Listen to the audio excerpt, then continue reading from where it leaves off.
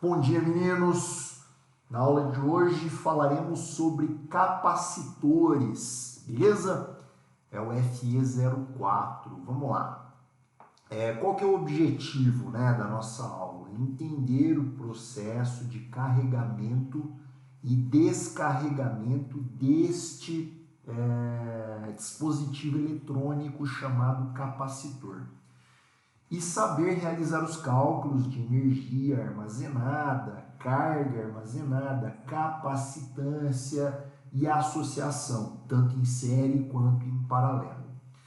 Então, como vocês podem ver nessa figura aqui da esquerda, nós temos alguns capacitores, que são dispositivos muito utilizados em placas, os computadores, enfim, dispositivos eletroeletrônicos, usam-se desses dispositivos, tá? Uma outra aplicabilidade é o desfibrilador, aquele aparelho utilizado para tentar fazer com que os batimentos cardíacos voltem a acontecer, Antigamente usava-se muito o flash com o capacitor. Hoje em dia a gente tem flashes muito mais modernos, tal, que não utilizam-se do capacitor. Mas o flash, de antigamente, usava-se o capacitor. Beleza, meninos? Essa é a ideia. Vamos falar um pouquinho então sobre os capacitores, tá? Então, como um capacitor funciona? Um capacitor, como vocês viram, é aquele objeto cilíndrico pequeno, mas se nós pudéssemos olhar no seu interior, nós temos duas placas, duas armaduras metálicas paralelas, tá? De mesma área. A área de cima é igual à área de baixo, separadas por uma superfície isolante, representada pela letra epsilon, e uma distância d, que seria a espessura desse capacitor. Aí nós conectaremos esse capacitor a um gerador, que vai fornecer a esse capacitor uma diferença de potencial. Então vamos fechar essa chave, e aí a gente tem então um fluxo de elétrons. O que acontecerá?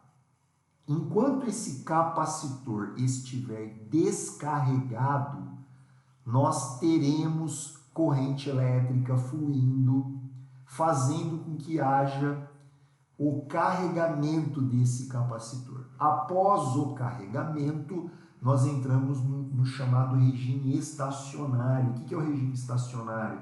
É quando o capacitor já está carregado, portanto não há corrente elétrica fluindo por essa fiação, e nós temos as placas desse capacitor carregadas com polos contrários, tá? Se você precisar encontrar o campo elétrico gerado no interior desse capacitor, você pode usar a fórmula de Edu, ED-U, onde o E é o campo elétrico, D é a distância entre esses campos, que no caso está fazendo o papel da espessura do capacitor, e U é a diferença de potencial fornecida a esse capacitor.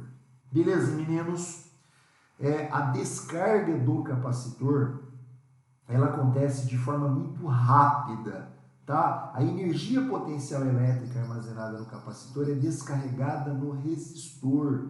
A corrente de descarga é intensa e de curta duração. Então, o que eu posso fazer? Eu posso, depois que o capacitor foi carregado, remover esse gerador, colocar um dispositivo que receberá essa energia, tá? Que no caso aqui está sendo representada pelo flash, e aí sim eu aciono esse capacitor que recebe toda essa energia carregada, armazenada neste capacitor. Beleza, meninos? Vamos a algumas fórmulas. Nós temos que um capacitor ou condensador elétrico armazena carga elétrica, tá? Consequentemente, ele também tem energia elétrica. Então, o que um capacitor é? Um dispositivo de armazenamento de carga elétrica. Ele tem uma descarga rápida e intensa. tá? Podendo ser usados nos exemplos que eu acabei de citar. Então vamos lá, a primeira coisa que vocês precisam saber, o cálculo da capacitância. A capacitância é justamente a característica que esse capacitor tem, tá? Assim como o resistor tem resistência, o capacitor tem capacitância. E essa capacitância, ela pode ser relacionada com a quantidade de carga que ele armazena e a DDP, tá? Pela famosa fórmula do Q, carga, capacitância e DDP. Lembrando que a capacitância de um capacitor é medida em Faraday, tá? É a unidade de capacitância.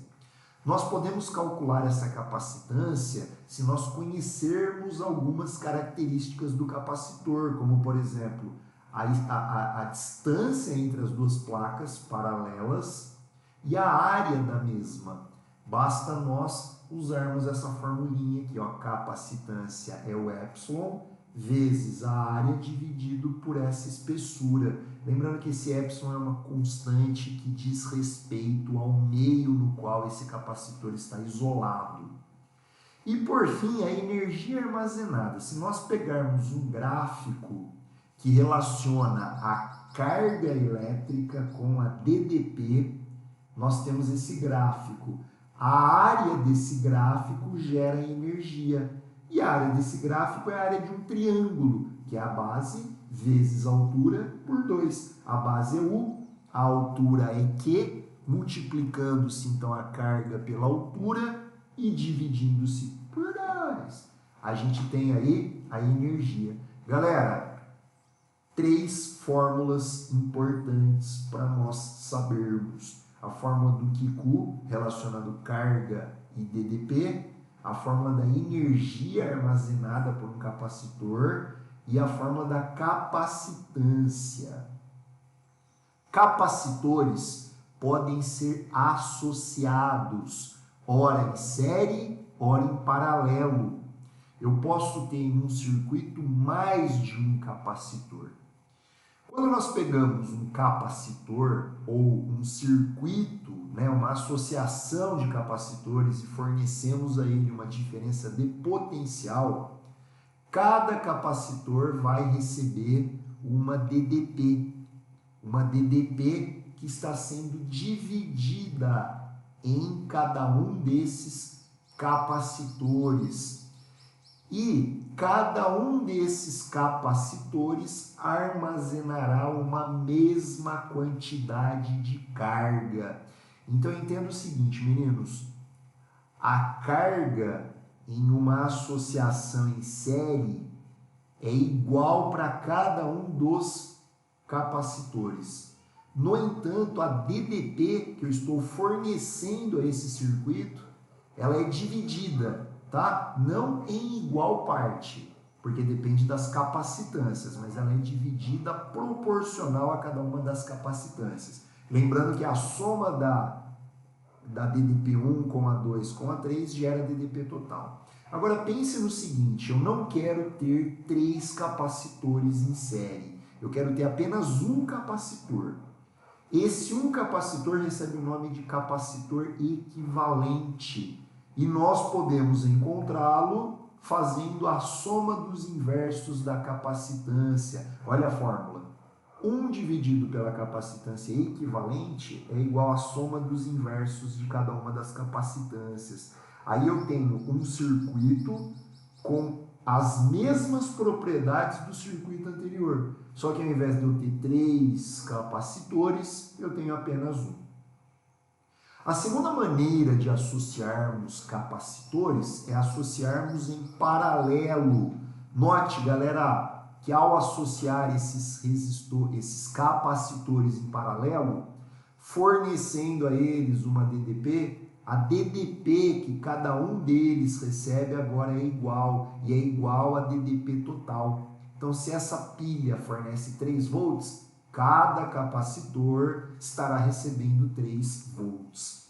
Nós teremos um fluxo de carga no momento de carregamento desse capacitor e cada um desses capacitores armazenará uma quantidade de carga. Essa carga, galera, pode ser somada e ao somá-la nós obtemos a carga total desse capacitor, tá?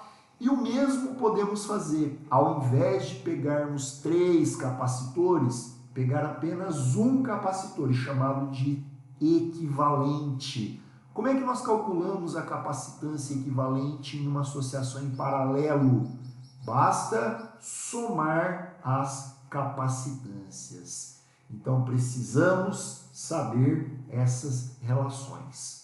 Beleza, meninos? Essa é a teoria que envolve capacitores. No próximo vídeo que eu gravar, eu vou propor uma tarefa e vou corrigir alguns exercícios, resolver alguns exercícios aplicando essa teoria. Tchau, gente!